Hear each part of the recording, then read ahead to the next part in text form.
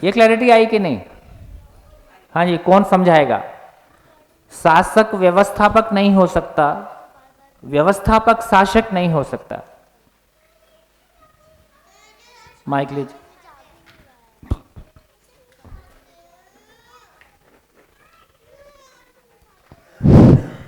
भैया जैसा आपने कल बताया कि शासन नाम ही जो है भय, प्रलोभन, आस्था पर आधारित है और व्यवस्था में इसका कोई रोल होता ही नहीं है, तो शासक व्यवस्थापक हो ही नहीं सकता और व्यवस्थापक शासक हो नहीं सकता, ये स्पष्ट हो रहा है इससे। क्या मतलब हुआ? और कोई समझाएगा? और कोई? डॉक्टर साहब को दो। देखो, आप हड्डियां जोड़ते हैं और आप जिंदगी जोड़ेंगे। हेलो, मैं एक्चुअली डॉक्टर नहीं हूँ, आप थोड़ा कंफ्यूज है। मेरा छोटा ब्रदर डॉक्टर है। ओह, और हम दोनों इतना मिलते जुलता दिखते हैं कि हर ओह। कोई कंफ्यूज हो जाता है। आप भी हमेशा होते हैं शायद। अच्छा अच्छा। रोहित, आप मैं सुनीता दीदी के रितेश हस्बैंड हूँ। नहीं हैं? मैं रितेश हूँ। अच्छा, मेरा ब्रदर रोहित है। तो रोहित भाई सुनीता दीदी के हस्बैंड हैं कि आप सुनीता दीदी के हस्बैंड हैं? हाँ, सुनीता का हस्बैंड रोहित है। रोहित है ना? जी, अच्छा, जी, वो तो हाँ। डॉक्टर है ना? वो डॉक्टर है। हम दोनों एकदम सिमिलर दिखते हाँ, हैं। शक्ल इसलिए मिलती है आपकी एकदम। बहुत 99% शायद मैं तो ऐसा अब तक ही। यही सोचता हूँ कि हाँ, वो 99% ऐसा लोग समझते ही है। अच्छा अच्छा, सॉरी सॉरी जी। सॉरी। तो बस मैं थोड़ा सा ही बोलना चाह रहा हाँ। था, जहाँ शासन होता है वहाँ व्यवस्था हो ही नहीं सकती, ओ, और जब व्यवस्था होगी तो शासन की आवश्यकता ही नहीं पड़ेगी। बहुत बढ़िया। तो इसलिए ये सूत्र जो है बिल्कुल स्टैब्लिश होता है कि जहाँ शासन शासक है वहाँ व्यवस्था हो ही नहीं सकती, वो व्यवस्था नहीं हो सकता। यानी शासक व्यवस्थापक नहीं हो सकता और व्यवस्थापक शासक नहीं हो सकता, है क्योंकि ना? दोनों मिल ही नहीं सकते। और प्रैक्टिकली बोले तो कैसे बोलेंगे? और इसको रोजमर्रा की जिंदगी में लाएंगे तो कैसे बोलेंगे? हाँ सर, उसको प्रैक्टिकली यही हम बता सकते हैं हाँ। कि जैसे जो भी व्यवस्था यहाँ है जीवन विद्या शिविर की, हाँ। यहाँ कोई शासन व्यवस्था नहीं है। हाँ, और ये बहुत अच्छा है। सब देखो, बिल्कुल यहाँ ना कोई भय है, ना कोई प्रलोभन है, ना कोई आस्था है। आस्था भी नहीं है कि गुरुजी कल्याण करेंगे, है ना? गुरुजी कह रहे हैं भैया तुम्हारी जिम्मेदारी है, अपनी कोई जिम्मेदारी नहीं। मेरी जिम्मेदारी मेरी है, आपकी जिम्मेदारी आपकी। जैसे सर जो खाने की व्यवस्था है, चाहे हाँ। जो वहाँ सर्व करने की व्यवस्था है, सब अपने आप है। सब स्वयं स्फूर्त है। सब स्वयं लोग कर रहे हैं और उसकी व्यवस्था को देख रहे हैं। यहाँ की भी व्यवस्था सब लोग अपने आप देख रहे हैं। तो सबसे अच्छा उदाहरण यही है। बहुत बढ़िया, थैंक यू। ये आपने अच्छा कहा। दूसरा ये कहना चाहता हूं कि यदि भाव और विचार, मान लीजिए मैं एक आदमी हूं और मेरा भाव और विचार अपने आप में सही है, यदि मेरा भाव और विचार सही है तो क्या मैं दूसरे को डोमिनेट करने की कोशिश करूंगा?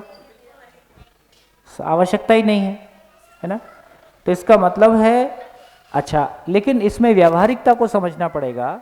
से फॉर एग्जाम्पल कि मैं भाव और विचार के साथ हूं लेकिन सामने वाले को अभी कोई समझ नहीं है, और समझ को समझेगा उसको एक टाइम लगेगा, या वो जब उस प्रोसेस में आएगा तब समझेगा। अब उसके साथ यदि मेरे को जीना है तो कोई जगह ऐसी स्थिति फंस सकती है जहां हो सकता है मैं अभी भी किसी प्रलोभन से काम लूं।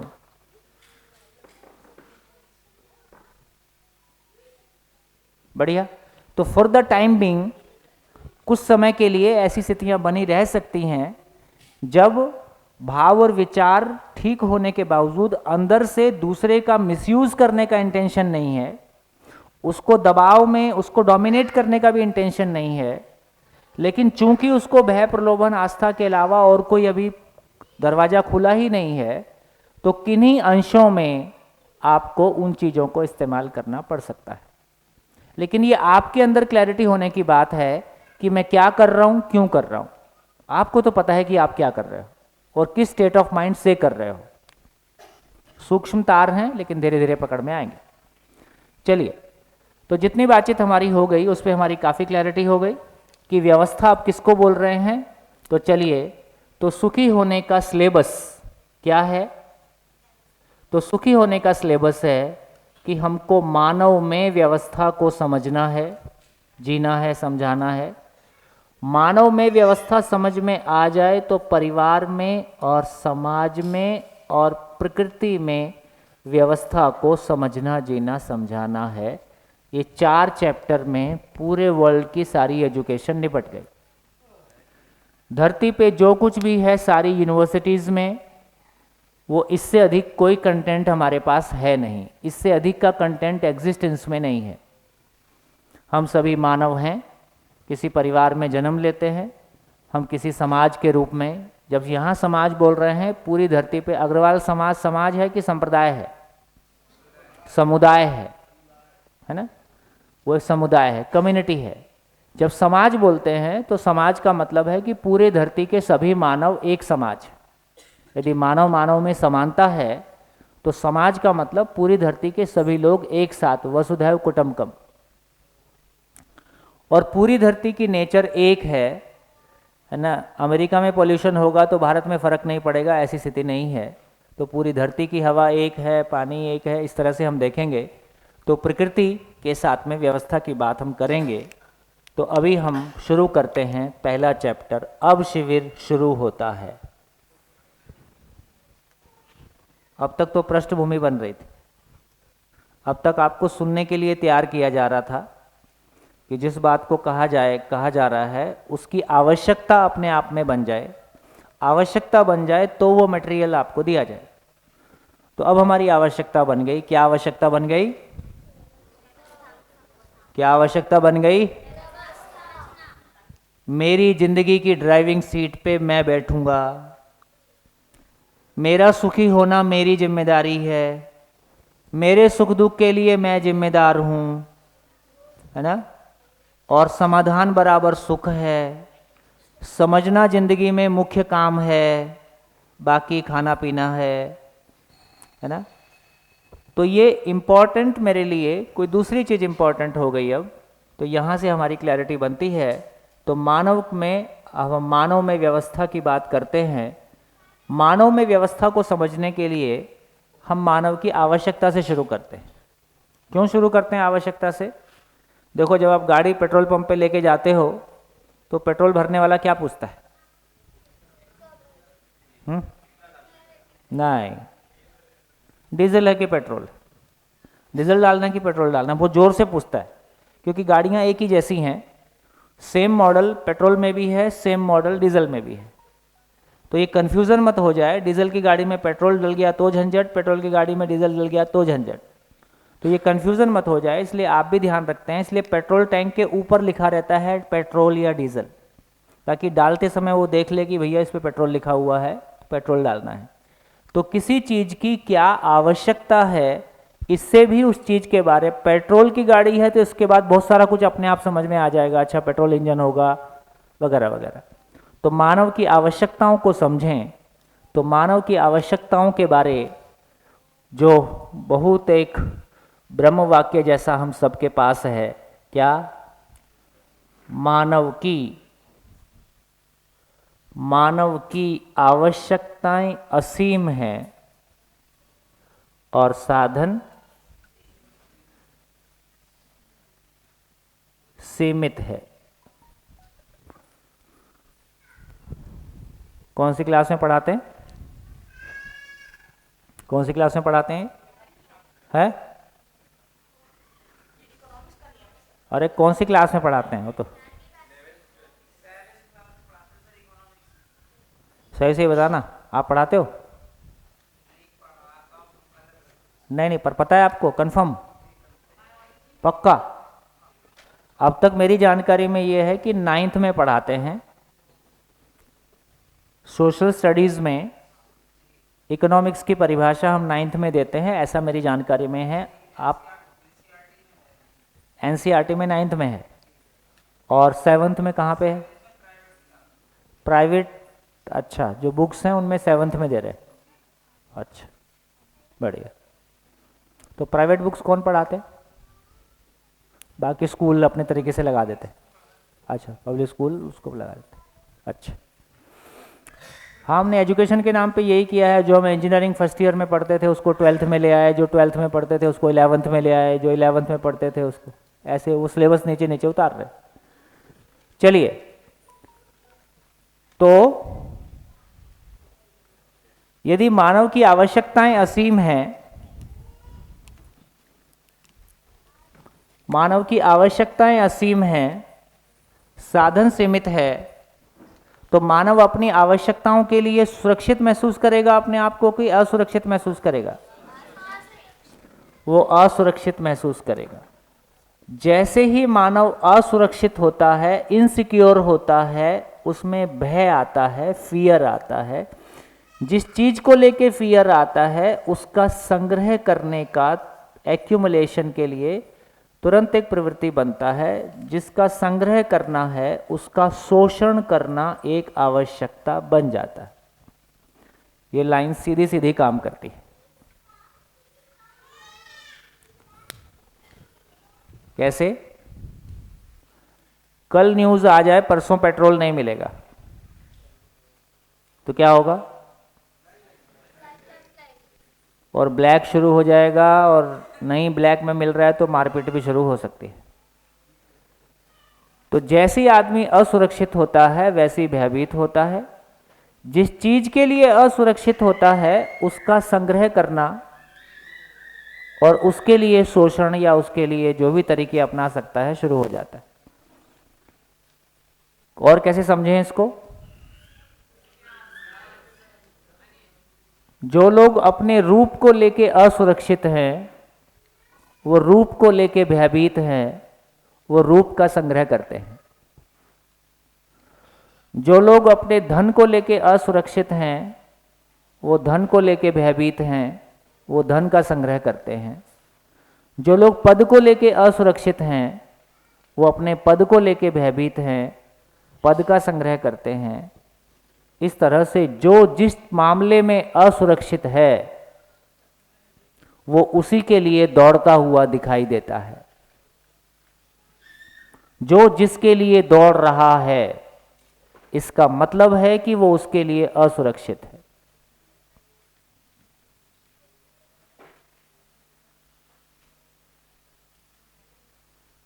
बढ़िया।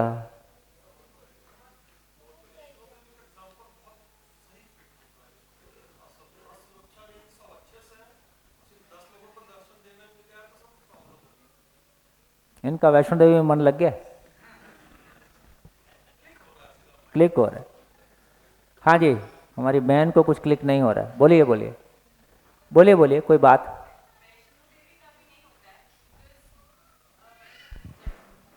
जब हम ऊपर भवन पे जाते हैं हाँ। तो वहाँ पे भी शोषण होता है। I think around, I don't remember the price, पर मैंने कुछ आई थिंक 21,000 दे के 5 लोगों को स्पेशल दर्शन होते हैं। अच्छा। पिंडियों के सामने।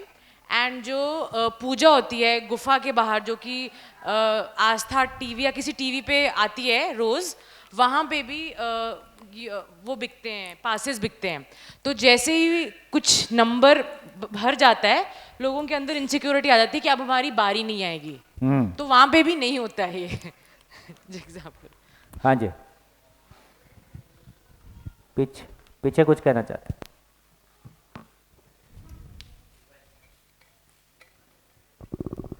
हेलो। वैष्णो देवी और इसमें अंतर समझना चाहें तो हम तिरुपति और वैष्णो देवी से अंतर समझ सकते हैं। थोड़ा क्या चीज़? तिरुपति बालाजी मंदिर तिरुपति में बालाजी, हाँ। वहाँ जाने के लिए लाइन लगाना पड़ता है, टोकन कटाना पड़ता है। एक है वहाँ मतलब वीआईपी दर्शन के लिए पैसा है। वहाँ एक मतलब प्रतिस्पर्धा है कि मैं पहले दर्शन कर लूँ, मैं पहले दर्शन कर लूँ। तो वहाँ एक तरह का वो सिस्टम है। जबकि वैष्णो देवी में जाते हैं तो सबको दर्शन मिलेगा, सबको। बट वहाँ पे दोनों का भी difference वीआईपी समझिए। दर्शन है वैष्णो देवी में।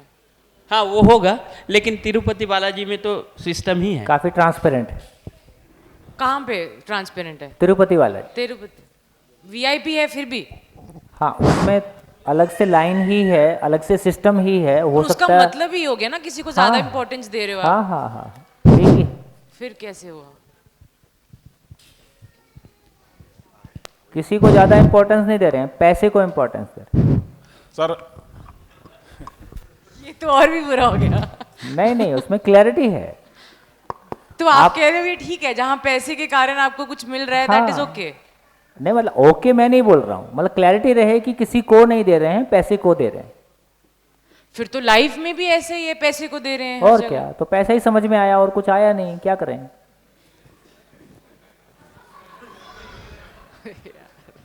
घर में भी क्या है, माँ बाप को भी पैसा ही तो समझ में आया।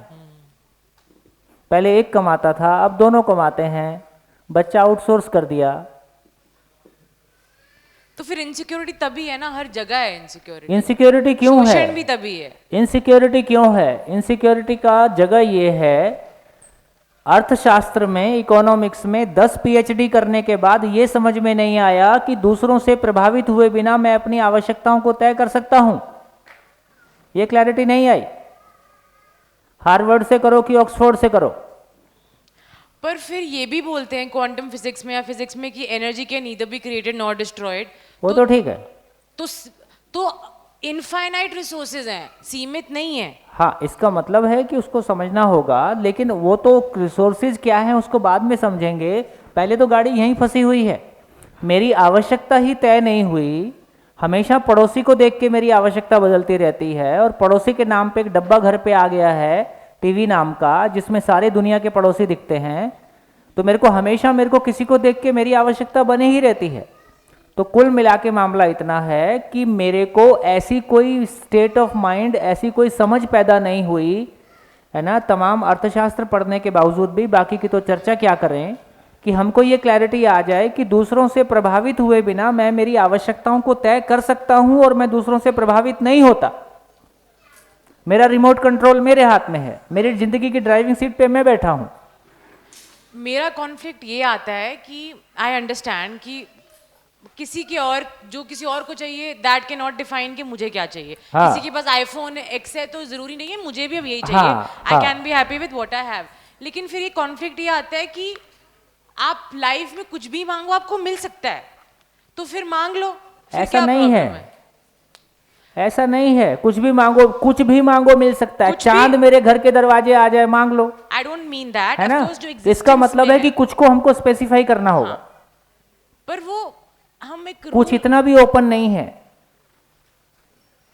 उसको समझना ये होगा। मैं आपकी बात समझती हूँ, जब आपने बोला 1 BHK 2 BHK 3 BHK, ये कहीं अंत ही नहीं हो रहा है।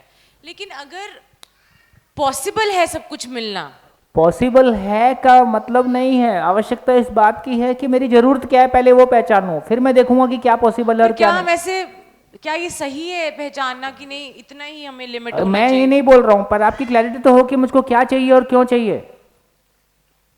पॉसिबल से क्या मतलब है? मेरा मतलब ये है कि हम लिमिट क्यों डाल रहे हैं? लिमिट कहाँ डाल रहे हैं, समझ रहे हैं यार। ओहो, अब आपने जो कपड़े पहने आपके शरीर के अनुसार हैं कि आपने ऐसा 2 मीटर बाहर का ऐसा पहन लिया है? पर ऐसा वो तो भी नहीं डा- किया। वो भी डालते हैं लोग, गाउन जब हाँ, डाल लेते हैं। ओहो, मैं कह रहा हूँ कि आखिर हर आदमी अपनी शरीर, आप खाना कितना खाते हो, जितनी आपकी जरूरत है। आप ऐसे थोड़ी है कि नहीं उपलब्ध है तो मैं कितना भी भरते जाऊंगा। पर वैसा भी करते हैं हम। ओहो, लेकिन उसके बावजूद भी सीमा है, दूसरों से प्रभावित है हैं ना। क्या? इसका मतलब है कि करते हैं तो भुगतते हैं, करते हैं तो भुगतते हैं। तो ये पहचानना कि मेरी भूख कितनी है ना, ये मेरी जरूरत है। ये पहचानना कि मुझको कितने, मेरा घर मैंने 32 कमरे का बना लिया, सफाई तो मेरे को करवानी है, मेंटेनेंस तो मेरे को करवानी है। तो मेरे को जिंदगी में मेरी ऊर्जा केवल कपड़ों में ही लगा देनी है। घर मेरे लिए है कि मैं घर के लिए हूं, गाड़ी मेरे लिए है कि मैं गाड़ी के लिए हूं, जॉब मेरे लिए है कि मैं जॉब के लिए हूं, ये तय करना होगा। क्योंकि आखिर ऊर्जा तो मेरी लगती है ना, मेरे पास वही 24 घंटा है। मुझको मेरा 24 घंटा कहाँ लगाना है ताकि मैं सुखी हूं कि मैं दुखी हूं? सुखी। मैं सुखी होना चाहता हूं, इसलिए ये मेरी आवश्यकता है, मेरी मजबूरी है, मेरी बाध्यता है, मेरी खुशी है कि मैं तय कर सकूं कि मैं खुश रहूंगा, इसको मैं तय कर सकूं। Because again in the end जिंदा रहना इज, हाँ, वही है, जिंदा रहने और जीने की कैसे क्लैरिटी नहीं जिंदा है। रहना आप बोल करते रहो, कुछ भी को करना है। ये पूरी नेचर किसी नियम से चलती है, नियम का विरोध ही दुख है। जब भी जिंदगी में दुख आया, इसका मतलब किसी नियम का विरोध हुआ है। बहुत सिंपल है, जिंदगी एकदम मैथमेटिक्स है। बढ़िया।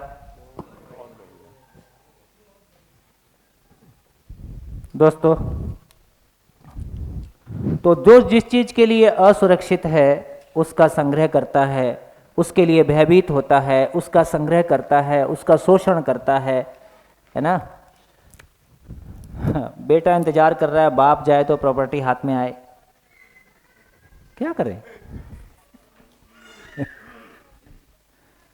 बहुत झंझट है, क्योंकि हमको नहीं समझ में आया कि यार जिंदगी चीज क्या है। जिंदगी चीज समझ में नहीं आई तो फिर जो कुछ हुआ घरों में मेरे को कहने की आवश्यकता नहीं है ना।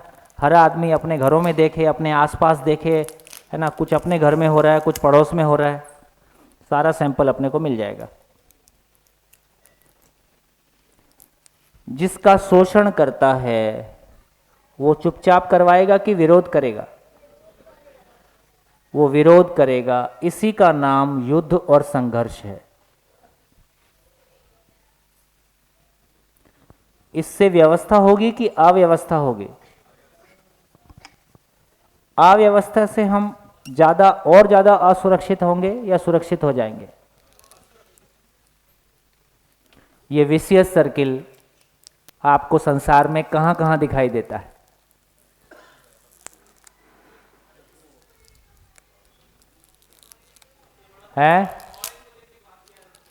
है ऑयल को लेके बात कर सकते हैं।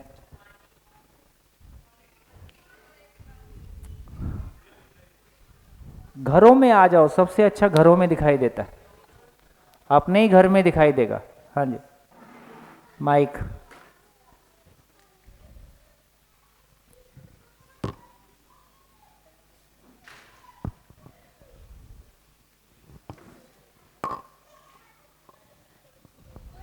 भैया जैसे मैं अपने घर के लिए अनाज खरीदता हूँ, मुझे पता है कि एक साल में मेरे को 100 किलो चावल लगने वाला है, मैं उसका संग्रह करता हूँ, तो वो गलत नहीं है। उस उसको संग्रह संग्रह से नहीं शोषण बोल, कैसे हुआ? उसको संग्रह नहीं बोलते हैं, उसको कोष बोलते हैं। अच्छा, कोष और संग्रह में फर्क है। जो व्यवस्था के अर्थ में किया गया उसका नाम कोष है, नहीं वहाँ जो भयवश किया गया उसका नाम संग्रह है। वहाँ मेरी एक असुरक्षा की भावना है कि अभी जैसे सीजन है तो ले लो, बाद में महंगा हो जाएगा। नहीं, अभी सीजन है तो ले लो, इसका मतलब है कि ये किसी व्यवस्था के तहत हो गया कि उसी चीज के लिए मैं 2 रुपए खर्च करूं, उसी चीज के लिए मैं 50 रुपए खर्च करूं, और मेरे घर में रखने की कैपेसिटी है। तो ये मैंने जो भी कुछ किया ये व्यवस्था के अर्थ में है, इसमें कोई संग्रह की बात नहीं है। इसलिए आप उन चीजों में संग्रह करते ही नहीं हो। ज्यादा करोगे वो आपके लिए हेडेक है। भाई 1 साल का क्यों रखते हो, 10 साल का लेके रख लो, क्योंकि 10 साल में वो महंगा होने वाला है लगातार। ऐसा नहीं करते हैं, हमको पता है कि उसके बाद इसको हैंडल करना मुश्किल होगा, इसलिए। हाँ जी, बढ़िया। हाँ जी, माइक। सर मैं एक एग्जांपल दूं, मैं एक एग्जांपल देना चाहती हूँ। हाँ, मैं दूं? बोलिए बोलिए। आपने कहा था परिवार के रेफरेंस में भी हाँ। एक बहुत अच्छा एग्जांपल हो सर। प्लीज़ दूसरे लोग माइंड नहीं करेंगे, मैं किसी को हर्ट करने के लिए नहीं बोल रही हूँ। नहीं, देखिए मैं तो ये चाहता हूँ, जैसे आपने तेल की बात की अच्छी है, चलो वो भी एक हाँ। समझने के लिए, पर घर से एग्जाम्पल लाएंगे ज़्यादा क्लैरिटी से समझ में आएगा। ठीक, तो सर देखिए असुरक्षा पे बात आती है। जब पेरेंट्स अपने बेटे की शादी करवाते हैं वो शादी तो अच्छे भाव से कराते हैं, फिर उन्हें अचानक से असुरक्षा लगने लगती है कि अब बहू आ गई तो बेटा हाथ से ना निकल जाए, उन्हें ये भय आता है।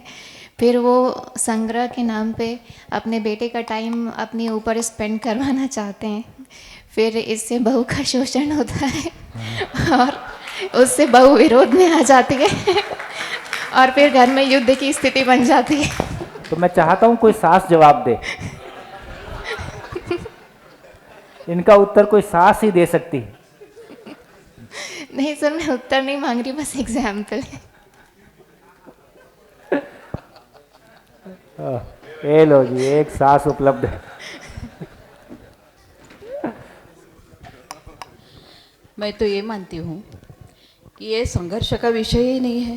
हाँ, एक की नई जिंदगी चालू होती है और उसमें सबको साथ देना है।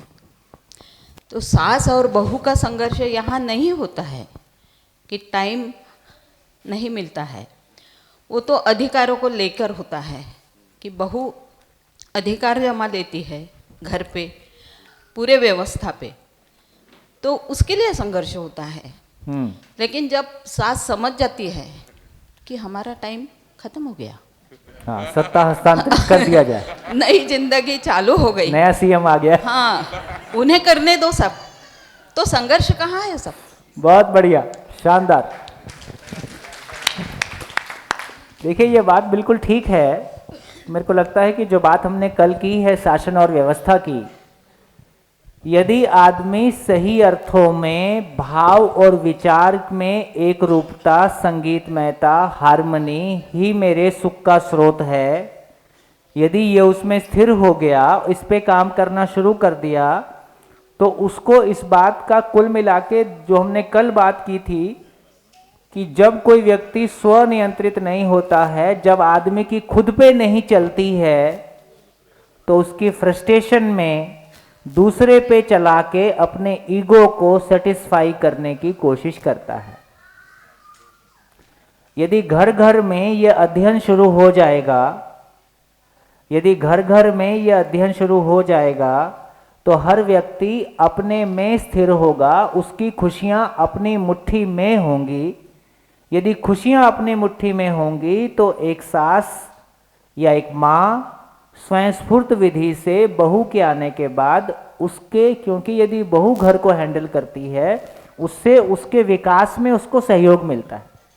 क्योंकि जब भी कोई व्यक्ति जिम्मेदारियों को स्वीकार करता है, जिम्मेदारियों को निभाता है, और यदि वो संवाद पूर्वक, चर्चा पूर्वक तय होके शिफ्ट होता है, जैसे एक मुख्यमंत्री नया जब आता है तो उसकी बहुत बड़ा शपथ ग्रहण समारोह होता है, ताकि पूरे राज्य को पता चल जाए कि अब ये भाई अब इसकी चलेगी, है ना, तो बाकी लोग अपनी अपनी सीट ले लेते हैं। तो मुझको लगता है कि यदि परिवार में अध्ययन का वातावरण है तो परिवार भी लगातार हम ही जिम्मेदारियों को निभाते रहें, क्योंकि हमारे पास भी दूसरा कुछ करने के लिए नहीं है। इसलिए हम भी चाहते हैं कि हमारी अब आज क्या बनेगा, रोज क्या पूछती हो, बना लो जो बनाना है, और नहीं पूछा नहीं। अब ये बहुत झंझट है कि वो पूछे कि नहीं पूछे, है ना। तो इसका मतलब है कि वही समस्या बाप बेटे में आती है। जब बेटे जवान होकर बिजनेस संभाल लेते हैं तो बच्चों के बिजनेस करने का तरीका अलग रहता है। अब उनको लगता है कि ये पिताजी अपने तरीके से चलाते हैं, पिताजी ने भी कोई दूसरी दुकान देखी नहीं है, तो उनके लिए भी उसी दुकान में बैठना जरूरी है, बच्चों को भी उसी दुकान में बैठना है, और दोनों को अपनी अपनी चलानी है। संघर्ष शुरू हो जाता है कि अब चलेगी किसकी। बच्चे बोलते हैं अब आप घर बैठो, हम देख लेंगे। वो कहता मैं कहाँ जाऊँ यार, मैं इतने साल से इसी में बैठ रहा हूँ। ठीक, तो चाहे बाप और बच्चों का संघर्ष है, चाहे सास और बहू का संघर्ष है, चाहे और तमाम ये आजू बाजू फैलता है, सारा काम इतना ही है कि मेरे को अपने लिए कोई काम है नहीं। यदि मेरे पास 24/7 का काम मेरे को मिल गया है कि मेरे भाव और विचार सही हों, ये मेरे सुखी होने का आधार है, अब मेरे पास बोरियत नाम की बेरोजगारी नहीं है, मेरे पास फुल टाइम जॉब है। यदि मेरे पास ये फुल टाइम जॉब है, बोरियत का मतलब है कि मेरे को सुखी होना नहीं आता है, इस बात की बेरोजगारी का नाम सुख है। इसलिए मैं ये भी बोलता हूं कि मनोरंजन मानसिक बेरोजगारी है। जिनको जिंदगी में कोई लक्ष्य नहीं है वो मनोरंजन ढूंढते रहते हैं। जिनको जिंदगी में कोई लक्ष्य समझ में आ गया, उसके पास कहां टाइम है कि अपना टाइम खराब करे। तो ऐसे सभी लोगों के लिए क्रिकेट मैच देखने की व्यवस्था है, ताकि तुम लोग दूसरों को तंग मत करो, एक जगह बैठ के ताली बजाते रहो, क्योंकि ताली बजाना ही तुम्हारा काम है। तो कुछ लोग स्टेडियम में ताली बजाते रहते हैं, कुछ लोग कहीं और जाके कुछ और कर रहे हैं। तो यदि हमारी जिंदगी में कोई पर्पस हमारे पास नहीं है, कोई पर्पस ऐसे ही अचीव नहीं होता है। आप 20 साल 30 साल उसको फॉलो करते हैं।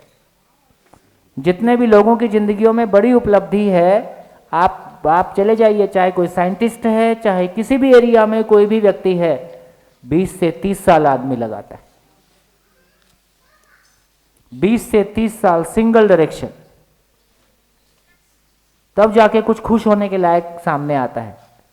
तो इसका मतलब ये हुआ, लेकिन एक काम सबके पास है जिसमें कोई ऑप्शन नहीं है। मेरा शरीर बीमार है तो दूसरा व्यक्ति उसके लिए रिस्पॉन्सिबल मैं बना सकता हूँ, डॉक्टर उसको देख सकता है, लेकिन मेरा मन ठीक रहे, मैं खुश रहूं, इसकी जिम्मेदारी किसी दूसरे को दी जा सकती है? ये जिम्मेदारी मेरी अपनी है, और ये 24/7 काम है कि मेरा भाव और विचार कैसे बढ़िया रहे, इस पे मैं काम करता रहूं। तो फिर मेरे को जो जिम्मेदारियां ले ले अच्छा ही है, इससे दोनों का विकास होता है। जब दूसरा जिम्मेदारी लेता है उसका विकास होता है, और जब मैं उस जिम्मेदारी को छोड़ देता हूं तो मैं नई डायरेक्शन में आगे बढ़ता हूं, उससे आगे की चीज़ों के लिए आगे बढ़ जाता हूं, क्योंकि मैं भी ज़िंदगी भर वही करता रहूं ये भी ठीक नहीं है। तो मेरे को लगता है कि ये सारी प्रॉब्लम बहुत आराम से रिजॉल्व हो सकती है, आदमी के भीतर की असुरक्षा से मुक्त हो जाए। मेरे को लगता है कि ये बात बहुत इंपॉर्टेंट और ध्यान देने लायक है कि मैं कहाँ कहाँ अपने आप को असुरक्षित महसूस करता हूँ, और सारी असुरक्षा की एक ही दवाई है, लाल दवाई, कि मेरे विश्वास में कमी, मेरे भाव और विचार पे काम ना करने की योग्यता, मेरा सुख मेरे साथ है, अपनी ड्राइविंग सीट पे ना बैठे होने की वजह से मेरे को लगता है कि अब क्या करूं, मेरे पास काम नहीं है तो किसी न किसी साथ में टोका टाकी करूंगा ही। हाँ जी सर, ये नया न्यूनतम मॉडल का नहीं क्रिएट हो नया न्यूनतम मॉडल जो पहले ही हम लोग चालू किया, अधिकतम और न्यूनतम, तो ना, ये न्यूनतम का मॉडल नहीं है, ये आवश्यकता से अधिक का मॉडल है। अभी चर्चा करेंगे, अभी ठहर जाओ, अभी लगेगा टाइम, थोड़ा आगे चलते हैं। तो देखिए, अरे बीमारी नहीं बोला, बेरोजगारी बोला। ऐसे आप लोग जाके मेरे को बाहर बदनाम करोगे, बोले वो तो ऐसा बोलते हैं। मानसिक बेरोजगारी को मैंने तो एक्सप्लेन किया, फिर से कर देता हूं। मानसिक बेरोजगारी का मतलब है कि इस पूरी कायनात में जो कुछ भी है उसके होने का कोई पर्पस है और वो यूनिवर्सल है। ये बात स्वीकार होती है? मानव इतनी बड़ी सोचने समझने वाली मशीन और इतना सारा उसका सक्षम शरीर को लेके एक मानव पैदा हो गया है, इसका कोई पर्पस होगा कि नहीं होगा? जिस दिन पर्पस समझ में आ जाता है, हर क्षण मनोरंजन है।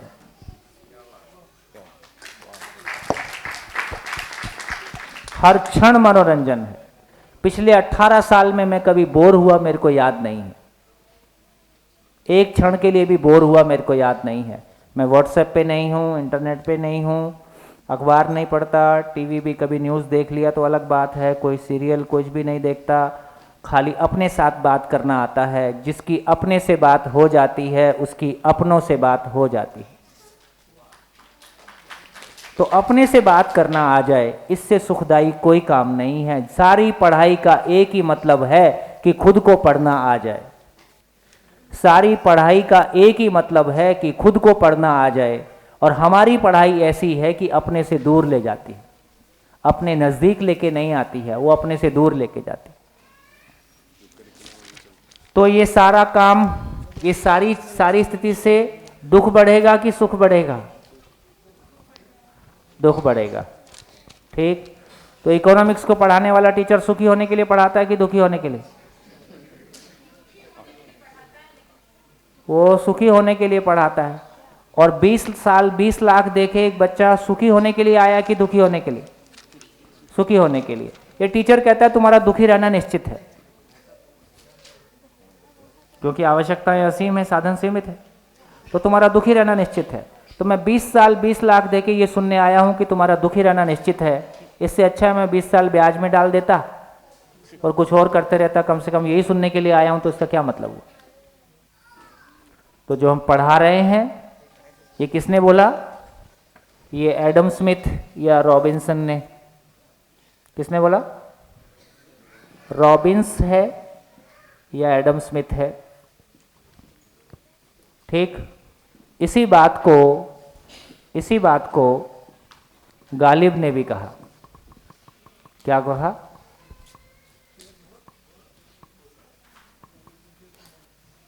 गालिब ने, आदाब।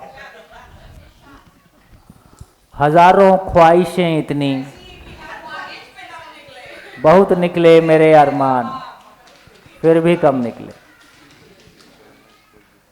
हजारों ख्वाहिशें ऐसी कि हर ख्वाहिश पे दम निकले, बहुत निकले मेरे अरमान, फिर भी कम निकले। अब उस बात को रो के कहो कि गा के कहो, बात उतनी है कि आवश्यकताएं असीम है, साधन सीमित है। थोड़ा ऐसा बोलने से थोड़ा सा ऐसा लगता है कुछ काम की बात हुई। तो ये रहा समस्या का फर्क, ये रही हमारी समस्या। समस्या के रूट पता चले तो पता चला कि हम पूरी मानव जाति को क्या पढ़ा रहे हैं, हम लाभोन्मादी अर्थशास्त्र पढ़ा रहे हैं। एक ऐसा अर्थशास्त्र जो लाभ के लिए पागलपन देता है, लाभोन्मादी अर्थशास्त्र।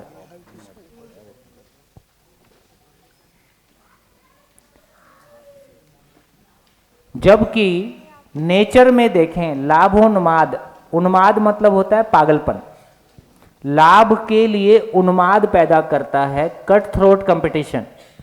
तो लाभ के लिए उन्माद पैदा करता है, ऐसा अर्थशास्त्र हम पढ़ा रहे हैं।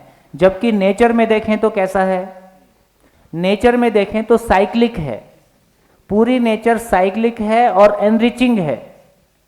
पूरी नेचर को देखें तो उसमें एक साइकिल है और एक दूसरे को कॉम्प्लीमेंट करता है, एक दूसरे को पूरक करता है। इसका मतलब है अर्थशास्त्र कैसा होगा, उसको बोला आवर्तनशील अर्थशास्त्र। क्योंकि नेचर में आवर्तनशीलता है तो अर्थशास्त्र आवर्तनशील अर्थशास्त्र होगा। वो कैसा होगा उसकी चर्चा आगे करेंगे। तो लाभोन्मादी अर्थशास्त्र के स्थान पर आवर्तनशील अर्थशास्त्र कैसे हम यूनिवर्सिटीज़ में लेके जाएंगे, है ना। लेकिन वो कैसा होगा उसकी चर्चा पहले करते हैं। तो दोस्तों, हम नए सिरे से एक बार मानव की आवश्यकताओं को समझने की कोशिश करते हैं, क्योंकि जो कुछ पढ़ाया जा रहा है वो तो दुखद है और आदमी को इनसिक्योरिटी की तरफ ले जाता है। तो 800 करोड़ लोग इस समय धरती पे हैं, शायद कितने प्रतिशत लोग ऐसा मान के जीते हैं कि आवश्यकताएं असीम हैं, साधन सीमित हैं? सभी। हेलो, हाँ, ये आवर्तनशील क्या हुआ सर? ये अभी 1 घंटे बाद समझ में आएगा। ठीक, तो यदि ये हमारी क्लैरिटी बनती है ना, तो हम नए सिरे से आवश्यकताओं को समझने का काम शुरू करते हैं। तो एक बच्चे के जन्म लेने से 4 कंधे की यात्रा तक एक आदमी की कुल कितनी आवश्यकताएं हो सकती हैं, आप बोलते जाइए और एक जन को लिखते जाएगा। कौन आएगा? आओ, आप बोलते जाइए।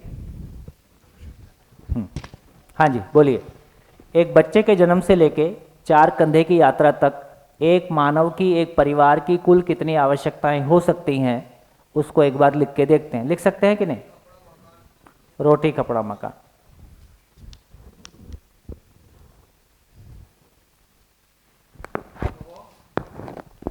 है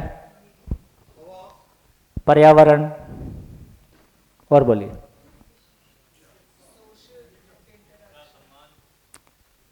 सम्मान, समाज, सुरक्षा, मनोरंजन,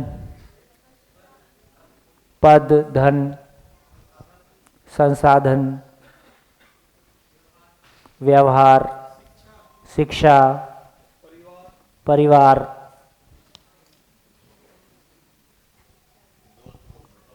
दोस्त, धर्म, शिक्षा,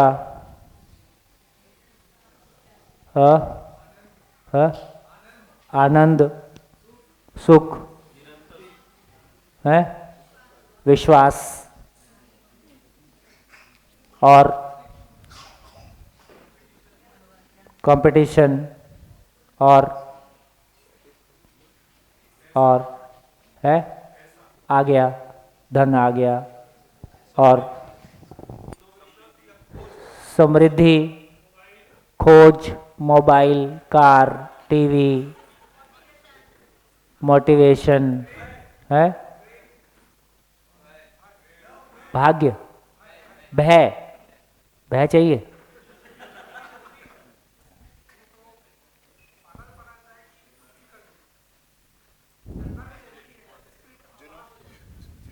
तो कुल मिला के समझ तो आएगी नहीं। हाँ जी, स्किल,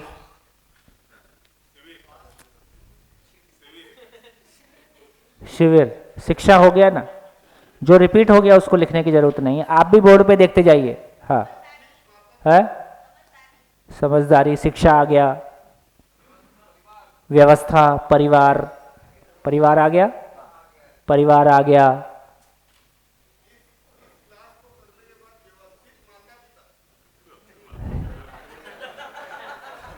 इस क्लास को करने वाले ही कल के माता पिता हैं। हम आपको भावी माता पिता दे रहे हैं।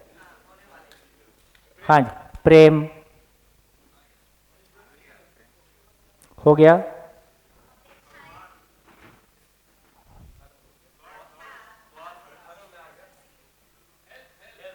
हेल्थ, हेल्थ, आस्था,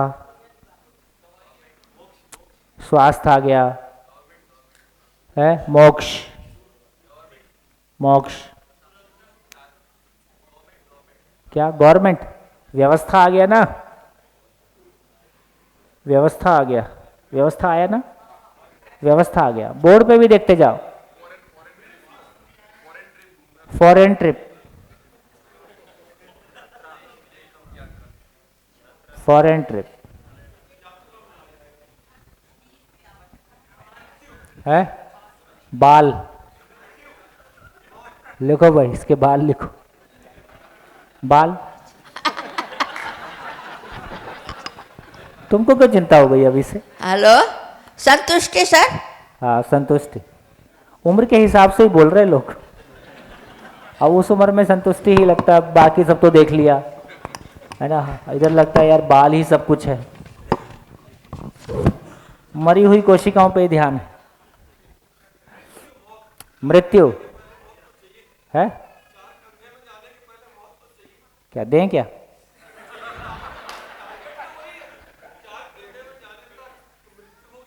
मृत्यु होगी मतलब वो आपको चाहिए कि वो आ ही जाएगी? फिर आपको उसको मांगने की क्या जरूरत है? नहीं नहीं, वो आपकी जरूरत कहाँ है?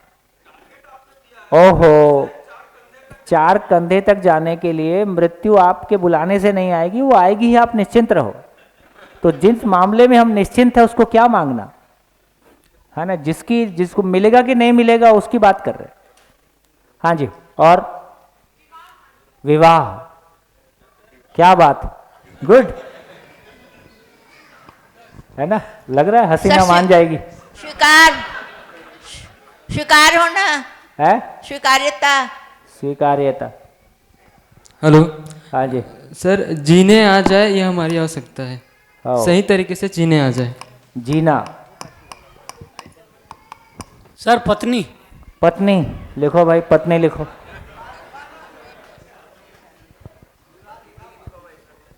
हाँ जी, पत्नी, पति लिखना, पत्नी पति भी लिखो फिर है। बच्चे भी लिख दो भाई। नहीं अब, हाँ जी हो गया। विश्वास आ गया। सही आचरण। हाँ, आचरण, आचरण, आचरण, आचरण, शिक्षा, समझ, सब तो आ गया। चलो लिख दो आचरण। हाँ जी, और हो गया। परिवार में हो गया, पर्यावरण में हो गया। बोर्ड भी देखते जाओ। है आभूषण, लिखो भाई आभूषण। स्वनियंत्रण। क्या पत्नी साथ में है क्या? उसको लगता है बोर्ड पे ही दिलवा दूं, यहीं झंझट खत्म हो जाए, खर्चा मत करना पड़े। आज सर, क्रोध पर नियंत्रण। वो आचरण में आ जाएगा। और बोलिए।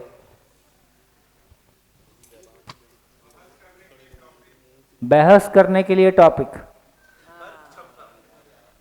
आपका तो बहुत बुरा हाल है। मनोरंजन में आ जाएगा। आओ चुगली चुगली खेले। हाँ जी, और कुछ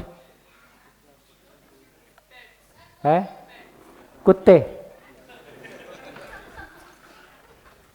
अभी एक फैमिली दिल्ली में शिविर करने आई, तो बोलती है हम आ तो जाएं पर हमारे कुत्ते का क्या होगा?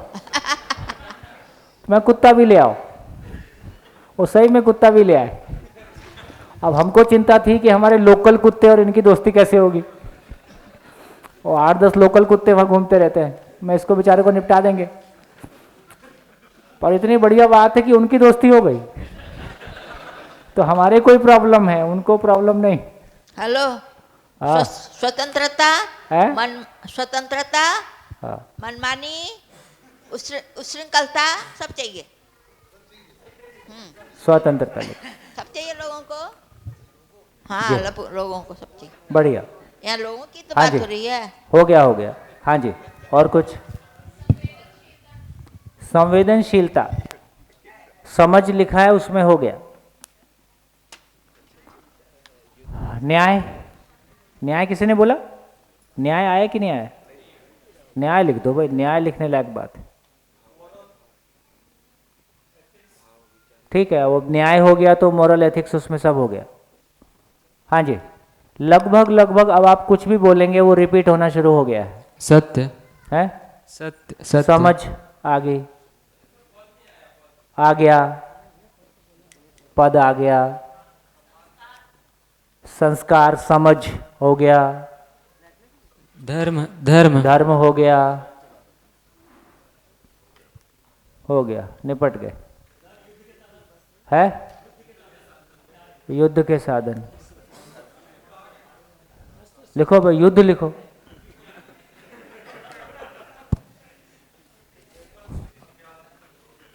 ठीक है, युद्ध है।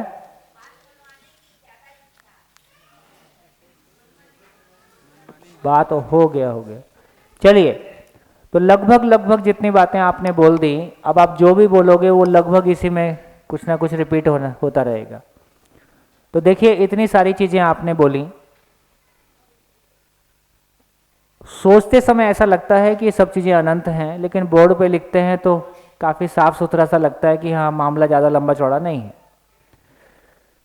अभी जब हम स्कूल में पढ़ते हैं तो हमारी प्राइमरी नीड्स और क्या बोलते हैं, सेकेंडरी और टर्शरी, इस तरह से कुछ बात करते हैं।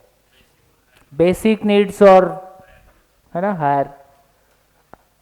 लेकिन बहुत सारी बातें हम देखते हैं कि किताब में लिखने के लिए ठीक है, लेकिन प्रैक्टिकल लाइफ में देखें तो एसी प्राइमरी में आएगा कि सेकेंडरी में आएगा? किसी के लिए वो प्राइमरी से भी ज़्यादा प्राइमरी है ना। तो किसी को यदि कमोड में उतरती है तो कमोड में ही उतरेगी, उसको बाहर बिठा दोगे तो उतरेगी नहीं। तो इसका मतलब है कि ये जो बहुत सारी बातें हम कह रहे हैं किताब में, शायद वो प्रैक्टिकल लाइफ में वैसे अप्लाई नहीं हो रही है। तो ये कैटेगराइजेशन करके देखते हैं कैसे अप्लाई होता है। तो अब हम ये देखते हैं कि सारी आवश्यकताओं को देखें, और जो लोग पहली बार शिविर कर रहे हैं उनसे बात हो रही है। ये आवश्यकताएं आपको एक प्रकार की समझ में आती हैं, 2 प्रकार की हैं, 3 प्रकार की हैं। सारी आवश्यकताओं को ध्यान से देखें। रोटी, कपड़ा, मकान, पर्यावरण, सम्मान, समाज, सुरक्षा, मनोरंजन, संसाधन, शिक्षा, परिवार है। 2 प्रकार की हैं। कैसे है? हाँ, तो 2 तरह की आवश्यकताएं हैं। एक आवश्यकता वो है जो शरीर के लिए है, एक आवश्यकता वो है जो शरीर के लिए है, या एक आवश्यकता वो है जो भौतिक है, फिजिकल है। दूसरी आवश्यकता वो है जो भाव है। ठीक, अब एक एक को देखते हैं। जो भौतिक वाली है उस पर रेड मार दो, और जो भाव वाली है उस पर ब्लू मार दो, है ना। रोटी, कपड़ा, मकान, पर्यावरण, सम्मान, भाव। ठीक, सम्मान, भाव, समाज, भाव, सुरक्षा, आनंद, निरंतर सुख। आगे देखते जाओ मेरे को इधर से। विश्वास, भाव। प्रतियोगिता, प्रतियोगिता है तो भाव ही, है ना। उसको हम कैसे हैंडल करते हैं वो अलग बात है। धन, भौतिक। खोज, दोनों हो सकती है। समृद्धि, भाव, समृद्धि एक भाव है कि जितनी मेरी आवश्यकता है उससे अधिक उपलब्ध है, ये भाव है। मनोरंजन, ये मोबाइल, कार, मोटिवेशन है तो वो भाव ही है ना। स्किल, स्किल तो भौतिक बात हो गई, व्यवस्था भौतिक बात हो गई, प्रेम, अपेक्षाएं,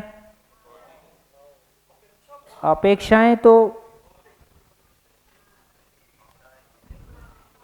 दोनों हो सकती, भौतिक भी हो सकती है, भाव भी हो सकती है ना, उसको खुला छोड़ दो।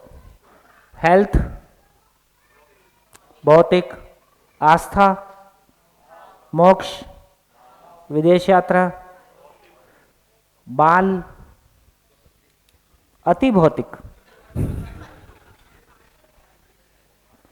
मरी हुई कोशिकाएं, संतुष्टि, मृत्यु, भौतिक, शरीर मरता है, विवाह, जैसे ये सारी आवश्यकताओं को देखें तो भाव, भौतिक आवश्यकता शरीर के लिए, भाव की आवश्यकता मानसिक है ना। तो विवाह शरीर की आवश्यकता है कि मन की आवश्यकता है?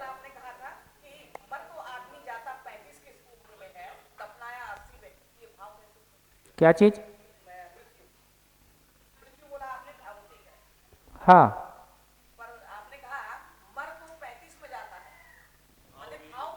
वहां भाव अलग था।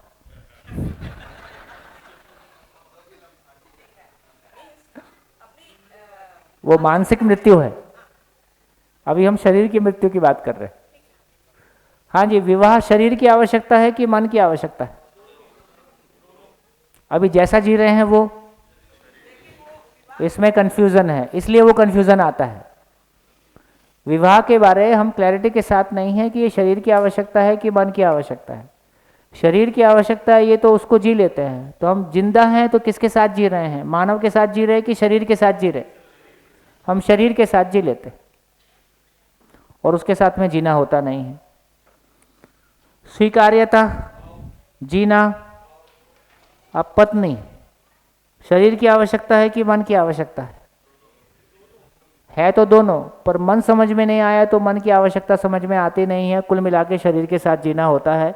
तो पति पत्नी बच्चे इसलिए कन्फ्यूजन में है क्योंकि हमको शरीर समझ में आया, मन समझ में नहीं आया।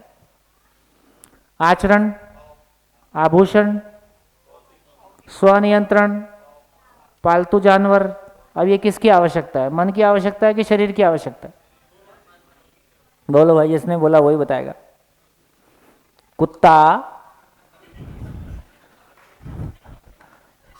शरीर की आवश्यकता है कि मन की आवश्यकता है?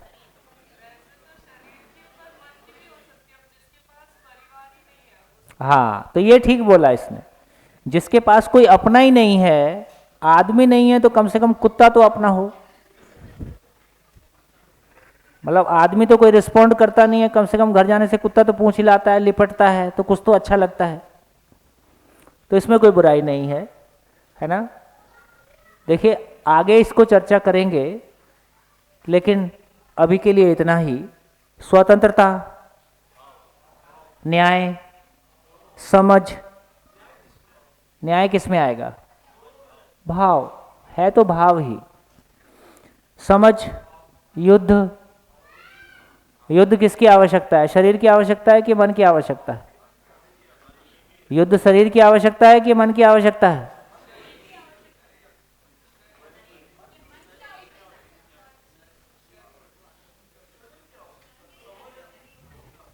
फिर युद्ध शरीर की आवश्यकता है कि मन की आवश्यकता है? चलो हाँ, वोटिंग कर लेते हैं। शरीर की आवश्यकता कितने लोगों को लगती है? युद्ध शरीर की आवश्यकता है, गुड। और मन की आवश्यकता है कितने लोगों को लगता है? तो शिविर बंद कर दो, वही ठीक है। कुछ समझ में नहीं आया चौथे दिन भी। अरे युद्ध ना शरीर की आवश्यकता है ना मन की आवश्यकता है।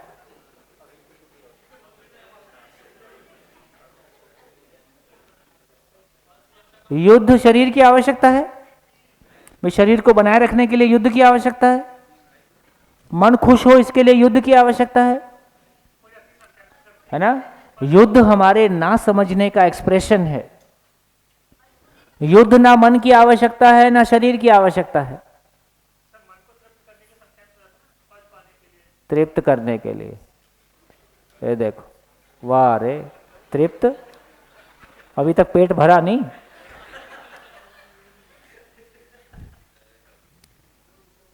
ये समझने लायक बात है। हाँ,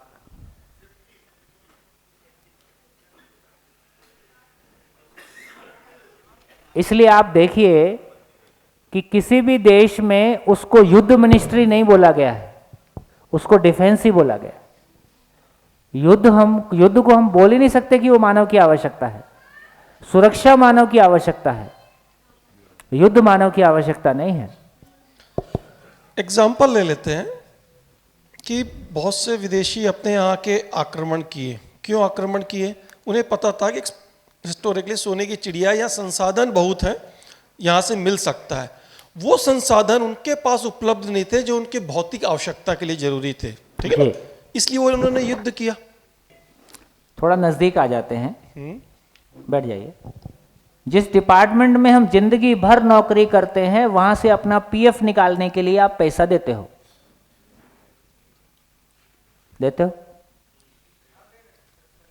ठीक है?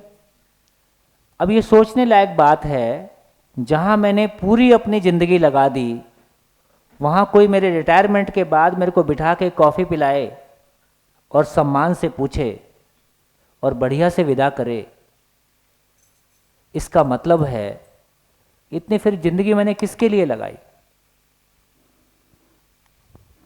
ये सोचने की बात है कि नहीं? जिस परिवार में मैंने सारी जिंदगी लगा दी, वहां मैं अकेला हो गया, तो जिंदगी किसके लिए लगाई? दिल्ली गवर्नमेंट में हमने काम शुरू किया था, तो 1000 स्कूल हैं, तो 1000 स्कूल के 1000 प्रिंसिपल के साथ 1 डे टॉक रखा, ताकि इनको कम से कम ये कम्युनिकेट कर दें कि भाई किस तरह की बात है, कन्फ्यूज़न मत फैले।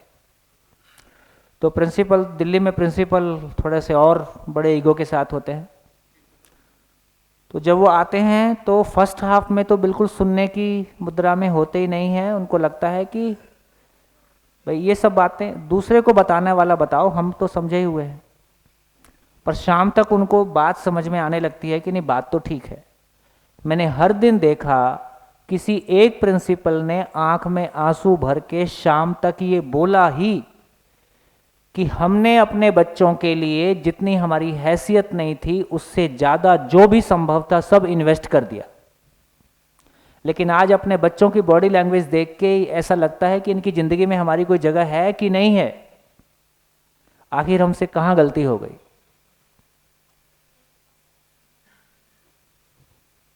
ठीक है, ये पीड़ा कितने लोगों के पास होगी? ये पीड़ा कितने प्रतिशत लोगों के पास होगी? ठीक हो गया? इसका मतलब है अब समझ में आ रहा है कि ये गलती कहाँ हो गई, कहाँ गलती हो गई, कहाँ गलती हो गई, कहाँ गलती हो गई?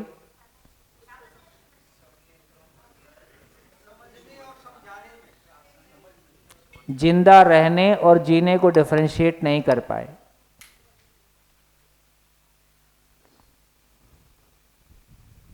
बच्चा ये नहीं कह रहा है कि तुमने मेरे को सुविधाएं नहीं दी हैं, लेकिन उसकी ज़िंदगी में जो हाहाकार है वो इस बात का है कि यार ये क्यों जीना है और कैसे जीना है, दोनों पे क्वेश्चन मार्क है। उसके पास चाहे ये भाषा है या नहीं है, लेकिन उसको अपनी ज़िंदगी में एक बहुत अनिश्चितता लगती है, एक अनसर्टेनिटी लगती है, और जैसी ज़िंदगी की कामना वो कर रहा है, व्यवहारिक रूप में उसका कोई दर्शन हो नहीं रहा है। वो तो सेलिब्रिटी बनना चाहता है और घर में उसको आसपास में 2 आदमी पूछ नहीं रहे हैं। तो वो जितने बड़े फ्यूचर की, जितने बड़े है ना, जो भी कुछ उसने अपनी कल्पनाएं बना रखी हैं, वो कहीं उतरती हुई दिखाई दे नहीं रही हैं। वो सही हैं गलत हैं उसका पता नहीं है। बैठ जाओ, तुम बैठ जाओ, है ना। तो इसका मतलब है कि जो आपने प्रश्न उठाया, वो प्रश्न क्या निकला? तो दोष किसका है? दोष बच्चों का है कि माँ बाप का है?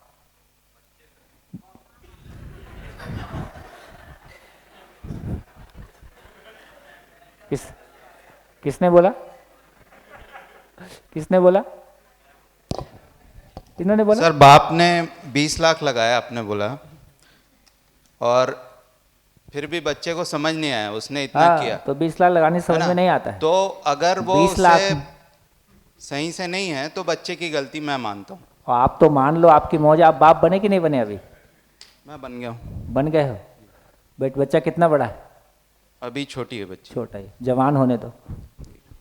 नहीं ऐसा कोई बात नहीं है सर। कोई नहीं। बच्चे की गलती है, पहली गलती। ओ कोई नहीं भाई, ये मैं नहीं समझा पाऊंगा, बच्चा ही समझाएगा। गलत चीज को जस्टिफाई कर रहे हैं। मैं वही कह रहा हूँ कि मैं नहीं समझा पाऊंगा, बच्चा ही समझाएगा। जिस दिन बच्चा समझाता है उस दिन ही समझ में आता है। सुन लो आराम से, बैठो। नहीं सर, ये मुझे लग रहा है कि कुछ मैं भी इसका हिस्सा हूँ, कुछ हम निगेटिव बात ज्यादा कर रहे हैं। अभी सुन लो, बात तो पूरी होने दो, अभी तो बात पूरी नहीं हुई। थोड़ी सी यहाँ की कमजोरी है। ओहो, यहाँ की कमजोरी लहजा है। ये 200 लोग बैठे हैं, ये 200 लोग पर्याप्त एक्सपीरियंस्ड हैं और काफ़ी सारे आपसे भी ज़्यादा एक्सपीरियंस्ड होंगे। यदि कोई इतनी कोई शिकायत होगी तो वो बता देंगे, कोई होगी तो उसको ठीक भी कर लेंगे। बात क्या होती है सर, जो मंच पे होता है वो एक गुरु की तरह, भगवान की तरह उसको मानते हैं लोग। यहाँ ऐसा रिश्ता नहीं है। ऐसा होता है सर? नहीं। चलो अभी मानने वाले वो लोग मानते हैं कि आप गलत नहीं हो सकते। अभी बात पूरी ये चीज सही है कि गलत है? हो गया, तुम्हारा पॉइंट रजिस्टर हो गया, हो गया रजिस्टर। हाँ जी, फिर से उसको देखें तो क्या स्थिति निकली। तो बच्चा ये नहीं कह रहा है कि तुमने मेरे को फिजिकल चीजें उपलब्ध नहीं कराई हैं। कहाँ गैप रह गया? उसके भाव और विचार में जो कन्फ्लिक्ट है उसको वो रिजॉल्व नहीं कर पा रहा है। उधर से आपकी तरफ से जो भी प्रेशर आता है उसको अपनी जिंदगी में वो मैच नहीं कर पा रहा है। समाज की जो अपेक्षाएं हैं वो मैच नहीं हो पा रही हैं, तो उसके भीतर एक इरिटेशन डेवलप होता है। तो मैं ये कहना चाहता हूं कि जिम्मेदारी किसकी, समझदार की या नासमझ की? समझदार की जिम्मेदारी। और माँ बाप को समझदार माना जाए कि बच्चे को समझदार माना जाए? माँ बाप को समझदार ही माना जाए। बच्चे तो आपने दिया होता तो उसके पास आई होती। आपको बोलना आता था, उसको बोलना आ गया। आपको खाना आता था, उसको खाना आ गया। आप कपड़े पहनते हो, उसने पहन लिए। आप लिखते हो, उसने लिख लिया। आपके पास समझ नहीं थी, उसके पास नहीं आई। इसको स्वीकार करने में क्या दिक्कत है? माला अपने गले में है, उसको हम स्वीकारेंगे नहीं तो कुछ नहीं होगा। आज नहीं कल परिस्थितियां आपको समझाएंगी और आप समझोगे। हमारे वो दोस्त थे जिनको हम वक्त रहते बोलते थे भैया आ जाओ समझ लो, नहीं आए। जब 15 साल बाद जवान बच्चों ने घर में झंडा खड़ा कर दिया, उसके बाद वो शिविर में आए। तो मैं ये कहना चाहता हूं भैया, सुकून से पहले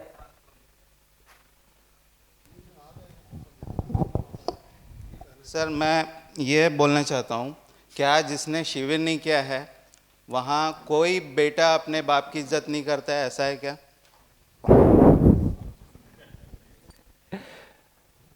एक मिनट देखो, जो अच्छा है वो तो स्वीकार सबको है ही, उसमें तो कोई दिक्कत ही नहीं है।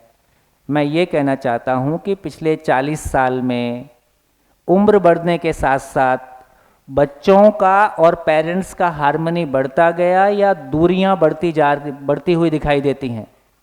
क्या लगता है पूरी सभा को? दूरियां बढ़ती हुई दिखाई देती हैं। ठीक हो गया। इसका मतलब ये हुआ कि 40 साल पहले के बच्चों को उतना एक्सपोजर ही नहीं था। ये भी सोचने लायक बात है कि जब बच्चा छोटा होता है और माँ मारती है तो बच्चा माँ के आंचल से वापस लिपट जाता है। ये घटना हमने देखी। थोड़ा सा और बड़ा होता है तो वो गुस्सा होके दिखाता है, थोड़ा सा और बड़ा होता है तो वो आंख दिखाता है। लेकिन पहले का एक वो जमाना था तब ना उसके पास मोबाइल था, उसके पास माँ बाप ही आचरण का स्रोत थे, माँ बाप ही ज्ञान का स्रोत थे, माँ बाप ही एक्सपोजर का स्रोत थे। जो माँ बाप ने बोल दिया वो उसके लिए अंतिम वाक्य जैसा था। एक आस्था का दौर था, है ना, और बड़ों का सम्मान और तमाम वो वातावरण भी बाहर दिखाई देता था। जैसे जैसे तर्क आया, बच्चे का एक्सपोजर बढ़ा, उम्र बढ़ने के साथ साथ बच्चे और माँ बाप और टीचर्स के बीच में दूरी बढ़ती हुई दिखाई देती है कि नहीं देती है? देती है। क्यों देती है? बच्चा छोटा है तो वो विश्वास से ही शुरू करता है, वो 100% विश्वास करके शुरू करता है कि टीचर और पेरेंट्स कितनी बढ़िया चीज़ है कि एक बच्चा अपने क्वालिफाइड माँ बाप की तुलना में अपने टीचर को समझने के ढंग से ज़्यादा सम्मान देता है कि माँ बाप को देता है? टीचर को ज़्यादा सम्मान देता है, क्योंकि जिसको वो बोर्ड पे लिखते हुए पढ़ाते हुए देखता है उसको वो ये स्वीकार लेता है कि ज्ञान के लिए ये व्यक्ति योग्य है। अपने माँ बाप को अपने शरीर के पोषण के लिए अपने अभिभावक के रूप में स्वीकारता ही है। उम्र बढ़ती है तो सम्मान क्यों घटा? जब उसके पास बचपन में भाषा नहीं थी तब संवाद ज्यादा था, जब बड़े होके 3 लैंग्वेज आ गई अब संवाद ज्यादा है कि बचपन में संवाद ज्यादा था?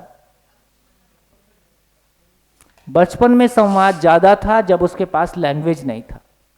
आज उसके पास 3 लैंग्वेज है, आज संवाद नहीं है। ऐसा क्यों हुआ? क्यों हो गया? दूरियां बढ़ गई। क्यों दूरियां बढ़ गई? क्योंकि छोटा बच्चा विश्वास से शुरू करता है, जैसे जैसे बड़ा होता है उसको समझ आए मत आए, लेकिन वो गलतियों को तो पहचानने लगता है। उसको समझ आई नहीं आई ये अलग मैटर है, लेकिन वो गलतियों को पहचानने लगता है। तो जितना बड़ा वो बचपन में मानता है, धीरे धीरे उसमें माइनस मार्किंग होती रहती है। ठीक? इसलिए आप देखेंगे लगभग अधिकांश बच्चे अपने यूनिवर्सिटी टीचर की बजाय प्राइमरी स्कूल के टीचर को ज़्यादा याद रखते हैं। ये कॉमन है, क्योंकि वो प्राइमरी स्कूल में जब था ऐसा नहीं था कि वो प्राइमरी स्कूल का टीचर बहुत क्वालिफाइड है जबकि यूनिवर्सिटी टीचर ज़्यादा क्वालिफाइड है। क्योंकि छोटा बच्चा विश्वास से शुरू करता है, जैसे जैसे उम्र बढ़ती है वो गलतियों को पहचान पाता है, अधूरेपन को पहचान पाता है। वो अधूरेपन को पहचान के एक दिन ये निष्कर्ष निकाल लेता है कि ये श्रेष्ठ नहीं है या कम है या जितना मैंने माना था उतना नहीं है। सभा में बैठे हुए लोगों के जिंदगी में कितनी बार ये घटना घटी है कि कुछ लोगों को आपने या बहुत सारे लोगों को आपने जितना श्रेष्ठ माना था, उम्र के साथ साथ ये सिद्ध हुआ कि वो उतना श्रेष्ठ नहीं थे। बढ़िया। तो ये समझने लायक बात है कि हमने अपने बच्चों के जिंदा रहने में सहयोग दिया है, जीने की समझ हमारे पास भी नहीं है। तो ये जो गैप है माँ बाप और बच्चों के बीच में, इसलिए आपकी बात का जवाब ये है कि ये नासमझी टैक्स है। क्या नासमझी टैक्स है? मानव के रूप में हम स्वयं मानव नहीं हुए और दूसरों को मानव होने में सहयोग नहीं दिया जो मेरे मानव होने का काम था। बिल्कुल वैसे ही यदि ये पेन अपना काम नहीं करेगा तो मैं क्या करूंगा? इसको मैं डस्टबिन में डाल दूंगा। एक मानव अपना काम नहीं करेगा तो वो खुद उसके लिए, उसको दूसरा कोई नहीं डालेगा, लेकिन खुद वो क्या करेगा? यदि एक सही अर्थों में व्यक्ति सही अर्थों में मानव नहीं हुआ, किसी समय तक वो अपनी ईगो के साथ जिएगा, किसी समय तक दूसरों को डोमिनेट करने की कोशिश करेगा, किसी पॉइंट के बाद देखेगा कि वो मैच के बाहर हो गया है? डिप्रेस हो जाएगा। किसी समय के बाद अपने ही परिवार के लोग आपको किनारे कर देते हैं, आपके मित्र आपको किनारे कर देते हैं, तो आपको समझ में आता है कि यार मैं अकेला हो गया हूं। तो मैं ये कहना चाहता हूं कि यदि हम मानव हैं, जो कि हैं ही, यदि हम मानव हैं और अपने मानव होने को नहीं पहचाने हैं, तो इसका पता हमको अपनी ही जिंदगी में अधूरेपन के रूप में और दुख के रूप में पता चलता ही है। और मैं दूसरों को यदि मैं मानव हो गया होता तो मैं क्या करता? यदि मैं मानव हो गया होता तो मैं क्या करता? दूसरों को मानव होने में सहयोग करता। और वो मानव हो गया होता तो वो क्या करता? वो मेरे साथ ठीक से जीता और दूसरों के साथ भी ठीक से बिहेव करता। इसका मतलब है कि इस पूरे समाज में, अपने परिवारों में हम मानव नहीं हुए, अपने परिवार के लोगों को मानव होने में सहयोग नहीं दिया, तो बार बार उनकी तरफ से जो नेगेटिव व्यवहार आता है ये इस बात की सूचना मात्र है कि देखो तुमने अपना काम नहीं किया। तो हम में से हर एक का, आप जीवन विद्या विधि से हो जाओ, कोई और विधि उपलब्ध है उससे हो जाओ, किसी भी विधि से हो जाओ, विधि प्रॉब्लम नहीं है, लेकिन मानव होना हमारी आवश्यकता है। मानव नहीं हुआ तो हम भुगतेंगे, कोई भी हमको भुगताएगा, है ना। आपको याद, छत्तीसगढ़ में ये प्रॉब्लम कम होती थी। आपको याद होगा कुछ साल पहले वो जो नंदनवन रोड पे एक रेप हुआ था, अटारी वाला, है ना। छत्तीसगढ़ में ये घटनाएं तुलनात्मक कम है इस तरह की रेप वाली, है ना, कि एक पति पत्नी जा रहे थे और थोड़ा शाम को अंधेरा हो गया और 4 लोगों ने पति को बांध दिया पेड़ से और पति के सामने रेप किया। उधर तो ये होता है, मतलब उधर होता है, उधर बलपूर्वक होने वाले काम ज़्यादा होते हैं, इधर बलपूर्वक वाला काम का चलन उतना नहीं है। तो इसका मतलब क्या हुआ, तो क्या बोलेंगे इसको, ये घटना कभी भी किसी के साथ भी हो सकती है कि नहीं हो सकती है? ये घटना हम में से कभी भी किसी के साथ हो सकती है। क्या चीज़ है ये? ना समझे टैक्स है। तो आप जिस ऑफिस में ज़िंदगी भर काम किए, उस ऑफिस में आपका पेंशन नहीं मिल रहा है, ये ना समझी टैक्स है। हम समझदार नहीं हुए, दूसरे को समझदार नहीं बनाया। हम अपने परिवार में हमने समझदारी का काम नहीं किया, तो आज हमको सोचना पड़ता है कि वो रिश्ते जिनके लिए मैंने सब कुछ किया, है ना, उनसे मुझको वैसा रिस्पॉन्स क्यों नहीं मिलता है। अब समझ में आया कि ये जिंदा रहने और जो जीने का गैप है, ये गैप फिलअप नहीं किया, इसलिए ये सब होता ही रहेगा। हाँ, हमारे मित्र एक बिजनेस करते हैं, हम लोग साथ में बैठते हैं। एक एक्साइज डिपार्टमेंट का आदमी कभी आया, तो ऐसे ही बैठे थे, बैठे बैठे कुछ बात शुरू हो ही जाती है, तो उनसे बात हुई तो बोले क्या करते हो। अब हम लोगों से कोई पूछ लेता है क्या करते हो, तो बात फिर लंबी चल जाती है। तो वो अपना पेमेंट लेने आया था, तो उस समय पुरानी बात है, 20 साल पुरानी बात है, वो 5000 रुपये ले गया। तो कुछ दिन बाद आया, बोले आप इतना अच्छा काम कर रहे हो, मेरा भी तो कुछ हिस्सा होना चाहिए, तो 5000 वापस दे गया। मैंने एक और घटना देखी, रिक्शे में बहुत कम चलना होता है, कभी कभार ऐसी आवश्यकता पड़ जाती है। तो एक बार मैंने नहरपारा से समता कॉलोनी के लिए रिक्शा किया,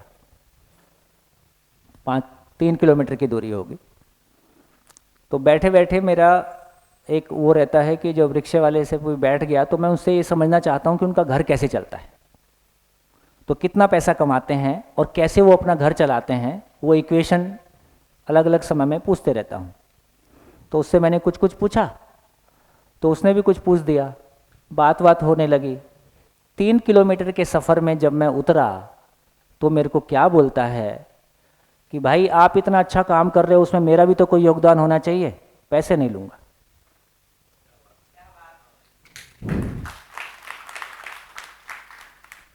एक भाव की बात है कि जो एक शरीर से श्रम करके आधा घंटा शरीर से श्रम करेगा, उसका 5 रुपया 10 रुपया बनेगा, वो अपने उस 5 रुपये 10 रुपये को भी छोड़ने के लिए तैयार हो जाता है, क्योंकि उसको भी लगता है यार अच्छे काम में मेरी भी कोई भूमिका होगी। तो दोस्तों मैं ये कहना चाहता हूँ कि समाज में, एक मिनट भाई, ऐसी भी क्या जल्दी है यार, आराम से सुन सकते हो। तो इसका मतलब ये हुआ कि चाहे पति पत्नी के बीच कम ज़्यादा हुआ, चाहे भाइयों में बंटवारा हुआ, चाहे माँ बाप और बच्चों के बीच में दूरियां हुई, चाहे समाज में कोई रेप हुआ, चाहे मेरी पेंशन नहीं मिली, चाहे 2 देशों में युद्ध हुआ, आखिर सब कुछ किस बात के लिए? खाने पीने की कमी थी। ये सारे काम खाने पीने की कमी में हो रहे हैं। परिवार में जो कुछ भी हो रहा है, आज हमारे परिवारों में सारे कष्ट, परेशानियां साधन की कमी के कारण है या संबंध की कमी के कारण है? प्यार की कमी के कारण है या पैसे की कमी के कारण है? ये प्यार वस्तु से आएगा कि समझने से आएगा? तो ये जीने का भाग कम है कि जिंदा रहने का भाग कम है? जिंदा रहने के भाग की जिम्मेदारी माँ बाप की है कि बच्चों की है? बस इतनी ही बात। बोलो। रिक्शे वाले जो भी, उन्होंने क्या जीवन विद्या का कोर्स किया हुआ था? ना। जी बस, थैंक यू सर। ठीक हो गया? ठीक हो गया?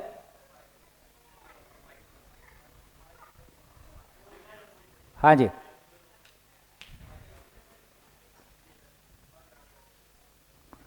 ये मैसेज बहुत क्लियर है कि नहीं? ये नासमझी टैक्स लगता रहेगा, और सारा नासमझी टैक्स इस बात का है कि जैसे चल रहे हैं उसमें कहीं तो गैप है। और देखो, जब अच्छे दिन चलते रहते हैं ना, तब हमारा ध्यान गैप्स पे नहीं जाता है। जिस दिन हमारा खराब दिन शुरू होता है, आज झगड़ा हुआ, तो मैं सोचता हूं यार मेरी क्या गलती थी, इसने ऐसा क्यों किया, हमारे घर में ऐसा क्यों होता है, ये कैसे ठीक होगा। तो जब हमारे खराब दिन चलते हैं तब हमारा जिंदगी पे ध्यान जाता है। इसलिए किसी ने कहा वो सुख में सुमरन सब करें, दुख में करे ना कोई, सुख में जो सुमरन करें तो दुख काहे को होए। अरे जब अच्छे दिन चलते हैं तब समझने के लिए पूरी ताकत लगाएं। विधि कोई भी हो, फिर से कह रहा हूँ, आपको जो संसार में विधि अच्छी लगती है उस पर काम करो, लेकिन आवश्यकता इस बात की है कि हम मानव हैं, अपने मानव को समझे बिना इस नासमझी टैक्स से मुक्त नहीं हो सकते। सॉरी। एक थोड़ा वो माँ बाप और बच्चों की इसमें एक थोड़ा ऐड करना चाह रहा था भैया कि वो दूरियां तो बड़ी है और प्यार घटी है, दूरियां बड़ी है, प्यार घटा है, लेकिन उसके साथ साथ माँ बाप के पक्ष में एक बहुत बड़ा परिवर्तन और एक देखने मिल रहा है सामान्य घरों में भी कि एक डर में माँ बाप जीने लग गए हैं। एक बहुत डर और असुरक्षा का एक भाव माँ बाप में बना हुआ रहता है। वो बच्चों पे तो प्रेशर है ही, जैसे समाज का है, पीयर प्रेशर है, कंपटीशन का है, माँ बाप की तरफ से भी अपेक्षाएं रहती है, लेकिन माँ बाप पे भी एक प्रेशर रहता है कि ये जो सब ये फेस कर रहे हैं तो ये बराबर फेस कर पा रहे हैं कि नहीं, ये इसके लिए तैयार है कि नहीं। कभी हमने कुछ बोल दिया, प्रेशर वश भी नहीं बोला, नॉर्मली भी बोल दिया, तो ये उसको कैसा ले रहे हैं, ये कोई प्रेशर तो नहीं ले रहे हैं। तो सामान्य, अभी मेरा दोस्त से कुछ दिनों पहले बात हो रही थी, तो बोले कभी बोल दिया बच्चे को तो खिड़की में से मैं 10 बार जाके झांक के देखता हूँ, कूद तो नहीं गया, नहीं कूद तो नहीं गया या लटक तो नहीं गया। तो वो पूरा डर माँ बाप के भी पक्ष में वो हमेशा आजकल नया एक शुरू हो गया है। सेंसिटिविटी बढ़ गई है। पहले जितनी बात पे लोग आराम से पचा लेते थे, अब उतनी बात पे कुछ भी करने के लिए उतर सकते हैं। तो वो तो दोनों तरफ से बड़ा है। पहले बहू आती थी वो कांपते हुए आती थी, अब बहू आती है तो सास कांप रही होती है। सत्ता परिवर्तन हो गया है ना, है ना। तो पहले बाप से बेटा कांपता था, अब बेटे से बाप कांपना शुरू हुआ है। तो जो बोया था वो काटेंगे ही ना, फिर कुछ दिन बाद जाके नॉर्मल होगा, लेकिन ये होगा ही, गलत नहीं है। प्रक्रिया बताती है कि वो अपने किसी प्रोसेस से ही हो रहा है। हाँ, हम उस पर ध्यान दे के कैसे हैं, सारी चीज़ें मेरे ध्यान देने के लिए हैं कि क्या हो रहा है, क्यों हो रहा है और कैसे ठीक होगा। हाँ जी। हेलो, 1 मिनट दे रहा हूँ। ये अभी जो भैया बता रहे थे कि जब हम अपने मानव होने का कोई एग्जाम्पल एक सेट नहीं कर पाते हैं घर में, तो कुछ धीरे धीरे परिवार हमसे अलग होने लगता है। उसका मैं एक लाइव एग्जाम्पल बता रहा हूँ अपने परिवार से। मेरे अपने मौसी की बेटी ओखला विहार दिल्ली के अंदर रहते हैं, तो उसने अपने घर पे ये कहा कि हम कॉल सेंटर में काम करना चाहते हैं। घर वालों ने अलाउ नहीं किया, तो उसने अपनी मर्ज़ी से किया। उसके बाद फिर उनके पेरेंट्स ने उनके ऊपर थोड़ा सा प्रेशर बनाया, मौसा वगैरह ने, तो वो बेटी भी इरिटेट होकर ये कहती है कि मैं तुमको सिद्दीकी साहब तुम्हारी ही लैंग्वेज में सबक सिखाऊंगी। और उसने सेक्शन 21 के तहत डोमेस्टिक वायलेंस के अंदर उन पे पिटीशन दाखिल कर दी। जी, बेटी ने बाप के ऊपर। ये घर की परिवार की बात बता रहा हूँ मैं, कहीं बाहर की बात नहीं बता रहा। तो अब उसके बाद में जब बात और आगे बढ़ी तो उसने फिर अपने एक मनपसंद लड़के से शादी भी की, और उसका नतीजा ये हुआ कि जब कोर्ट के अंदर मामला चल रहा था तो जज ने जब पेरेंट्स से पूछा, बाप से पूछा कि आखिर ऐसी क्या वजह है, तो बाप के आंसू निकल आए और बाप कहने लगे कि कहीं ना कहीं मेरी परवरिश में ही कुछ कमी रही होगी। जब ये बात हुई, उसके आंसू निकल आए, तो लड़की ने भी मुकदमा वापस ले लिया और आजकल सब कुछ फिर से नहीं ठीक। सुलझा तो कैसे सुलझा? सुलझा तो वैसे ही सुलझा, स्वीकार करके ही सुलझा। दोषारोपण करोगे तो एक केस की धारा और लगेगी, है ना, और क्या। तो देखिए, फिर से कहना चाहता हूं और आपसे विशेष रूप से कह रहा हूं भैया, हर संसार में पैदा होने वाला हर बालक, बाहर भी लिखा है बोर्ड पे अच्छे से, हर बालक जन्म से जिज्ञासु है। हर बालक जन्म से न्याय का याचक है, न्याय चाहता है। हर बालक जन्म से सत्य वक्ता है। हर बालक जन्म से सही कार्य व्यवहार करना चाहता है। जब भी पहली बार चलता है वो चलने की खुशी, जब भी पहला शब्द बोलता है वो शब्द बोलने की खुशी। और हम इतना कुछ सीख पाए, इससे ये सिद्ध होता है कि हम सही सीखना चाहते हैं, हम सही समझना चाहते हैं। 60 साल की उम्र में दिनेश राठौर हमारे बीच में बैठे हैं, है ना, महाराजा होटल के मालिक हैं, अपने आप में समाज में, गुजराती समाज में एक अपनी एक पोजीशन रखते हैं, सम्मानजनक स्थितियां रखते हैं, सामाजिक रूप में भी। आज यहाँ पूरा किचन संभाले हुए हैं, है ना। इसका इतना ही मतलब है कि आदमी को कोई चीज़ में इंटरेस्ट आता है, और आपके बारे में समाज में ये था, इनको समझ में आ गया तो पूरे समाज को समझ में आ जाएगा। इन्हीं को आया, बाकी अभी सोच रहे हैं। 60 साल की उम्र में आदमी ने अपनी ज़िंदगी को रिस्ट्रक्चर किया।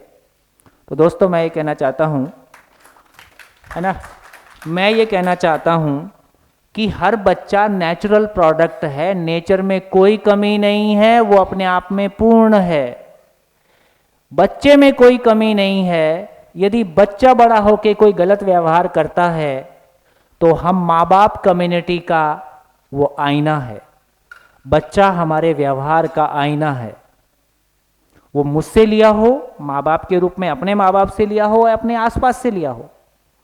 पेट से कोई भी बच्चा गलती लेके नहीं आया।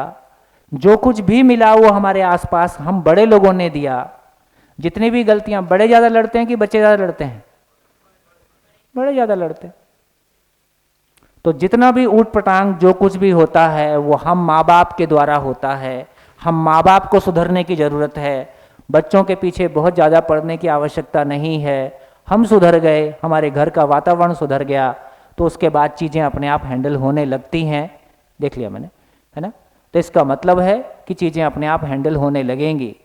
तो मैं फिर से कहना चाहता हूँ, एजुकेशन की जितनी आवश्यकता बच्चों को है उससे कहीं ज़्यादा माँ बाप को है। और पैसे से कोई अच्छा काम नहीं होता है, ये समझने की ज़रूरत है।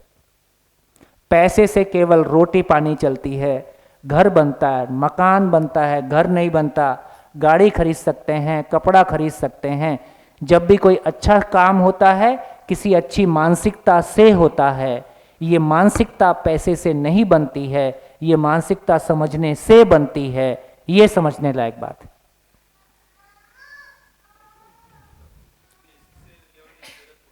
ये बात पहुंच गई? पैसे से कोई अच्छा काम नहीं होता है। पैसे से केवल शरीर का खाना पीना चलता है, केवल खाने पीने, शरीर को जिंदा बनाए रखने का जुगाड़ चलता है। जब भी कोई अच्छा काम होता है वो किसी अच्छी मानसिकता से होता है। अच्छी मानसिकता है तो संसाधन चल के आ जाएगा। पैसा होने से अच्छी मानसिकता चल के आ जाएगी, ऐसा बिल्कुल नहीं है, बल्कि उल्टा होने की संभावना ज़्यादा है। बढ़िया, नमस्कार।